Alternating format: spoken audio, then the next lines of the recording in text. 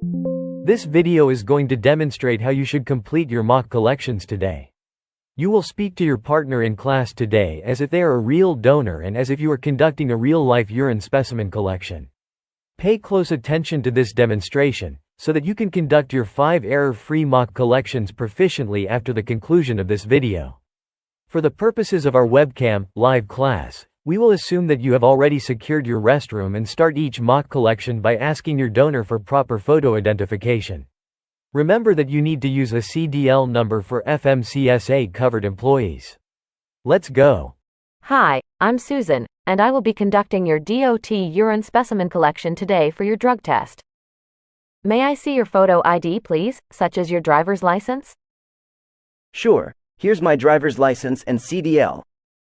Next, you will fill out Step 1 on the CCF, including writing in the donor's identification number on line C in Step 1 of the CCF.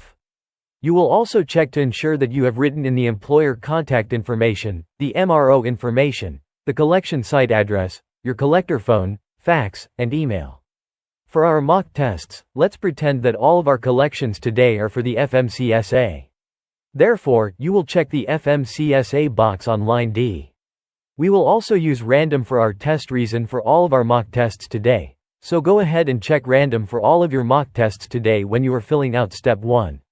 Then be sure to check the 5-panel test for THC, cocaine, PCP, opiates, and amphetamines in line F on each form. We are going to be conducting a urine collection today for a D.O.T. drug test. If you'd like to read the instructions for filling out the form, they are available on the D.O.T. or HHS website.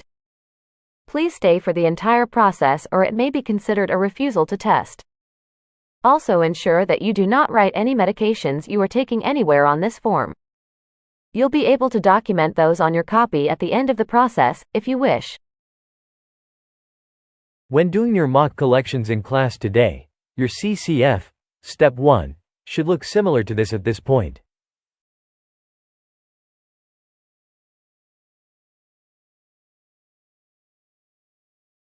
Now, federal regulations require that you remove your jacket, hat, and any other unnecessary outer clothing. Thanks. Now I need for you to empty all of your pockets. Thank you. Please wash your hands in this sink here while I watch you do so. Then, do not attempt to use any water or wash your hands again until after you have returned your specimen to me. Please select one of these sealed specimen collection kits and hand it to me. I will open it and give you further instructions. The donor should select their collection kit at this point and hand it to the collector to open. If the donor does not wish to pick their own kit, the collector should select one for them. Then the collector should dump the contents. Do not reach your hand inside the cup. Then you will provide further instructions to the donor. Please go into the restroom right here while I wait outside. You need to provide a urine specimen of at least 45 milliliters. Try to get it up to the line I've drawn here or as close as you can to it. Do not flush the toilet or use any water, and be back out in about 4 minutes or less. It is important that I read the temperature on this right away. Otherwise, no temp reading may result in having to conduct a second collection under direct observation. Here you go. When the donor provides their specimen to you, check the temperature and make sure it is within 90 to 100 degrees Fahrenheit. Check for adequate volume and any signs of tampering. You will then continue with completing Step 2 on the custody and control form by checking the urine box. Also check the split box, since our first mock tests contain adequate volume. We will also check yes in the temperature box in Step 2. Next, you will have the donor watch you while you open the specimen bottles and pour at least 30 milliliters into one bottle and at least 15 milliliters into the second bottle. Hint: if you have enough urine, put at least 30 milliliters in each bottle. In doing so, you do not have to worry about which seal you put on which bottle, A or B. This is also helpful if one of the bottles leaks or is damaged in transit. If there is 30 milliliters in both bottles and one is damaged, the laboratory will still be able to test the specimen if at least one of the bottles contains at least 30 milliliters. Sir, please watch me while I pour your specimen into each of these specimen bottles. I am going to put at least 30 milliliters into one bottle and at least 15 milliliters into the second bottle. Then I will seal them with the tamper-evident seals from this form. Check to ensure that the specimen ID numbers on the seals match the specimen ID number on your form. If they do not match, this is a fatal flaw.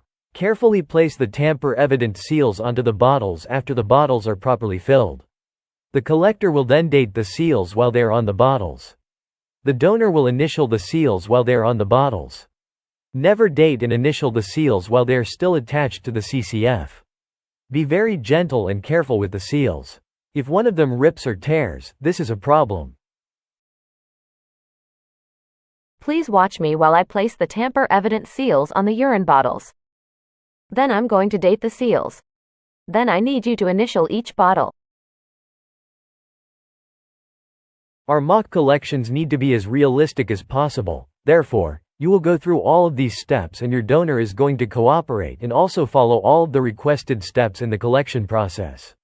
Hint: use your checklist for each and every collection and do not miss a step. After the bottles are sealed, dated, and initialed, you will open to copy 2 of the CCF. Read, or ask the donor to read, the certification statement in Step 5, Copy 2, and fill out the information needed. Here on Copy 2 of the form, where I am pointing, you need to sign your name, print your full name with middle initial, and then write today's date. Then, on the second line, please write an email address, if you have one, and then write in your daytime and evening telephone numbers. Then write your date of birth here. Now I will carefully double-check the form to make sure it is absolutely correct so far and that nothing is missing. Then I will fill out Step 4, and sign my name, print my name, the collector's, with my middle initial, write the date and time of collection, and notate who is picking up the specimen bottles. Let's pretend it's FedEx for our mock collections today. Before separating your paperwork, CCF copies, stop, and let your instructor review your form. Do not tear apart your forms until your instructor has reviewed each mock collection and given the blessing to separate the copies and place copy 1 in the bag. You will need to hold your form up to the camera one section at a time and hold it very still for this review process. Best practice.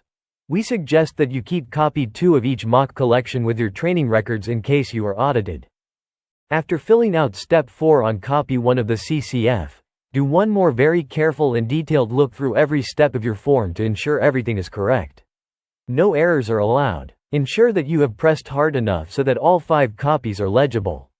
Remove copy 1 of the CCF and place it in the bag for the laboratory. Place the specimen bottles into the pouch with the absorbent pad.